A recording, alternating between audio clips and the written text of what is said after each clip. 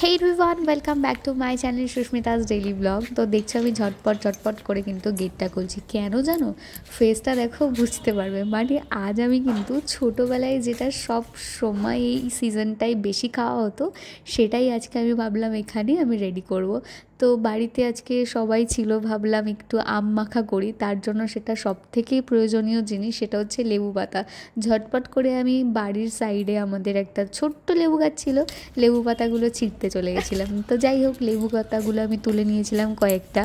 তো যে কোনো লেবু গাছের পাতাতেই এটা তোমরা টেস্ট পেয়ে যাবে। তারপর এখানে দেখছো কাঁচা আম, যেটা কিন্তু আমাদের বাড়ির পাশে কোনো গাছ নেই, সামনের বাড়ির আন্টিদের গাছ থেকে আমি আম চেয়েছিলাম। মাকে বলেছিলাম যে দুটো কাঁচা আম চেয়ে রাখতে, কারণ এখনও পর্যন্ত এই বছরে আমি কাঁচা আম মাখা খাইনি, আম পোড়াও পর্যন্ত খাইনি। তো যাই হোক, তো আম আমি দুটো পেয়ে গেছিলাম, সেটা দিয়েই আমি মাখা করব বলে স্টার্ট করে দিয়েছিলাম। তো যেমনটা দেখছো, আমটাকে ছাড়িয়ে আমটাকে কুড়ে নিয়েছিলাম। তারপর এখানে আমি আম কোড়া হয়ে যাওয়ার পরে এর মধ্যে দিয়ে দিয়েছিলাম বিট লবণ।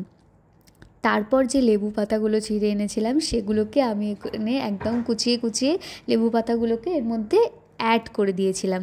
তো তোমরা এরকমভাবে একবার আম মাখা করে খেয়ে দেখো, আশা করব তোমাদের ভালো লাগবে। আর তোমরা অবশ্যই কমেন্ট সেকশনে এসে জানাবে যে তোমরা বাড়িতে কীরকমভাবে আম মাখা করো।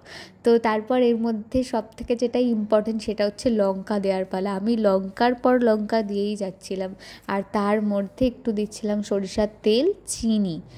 এই সব কটা একসাথে অ্যাড করে আমি এরকমভাবেই আম মাখা খেতাম।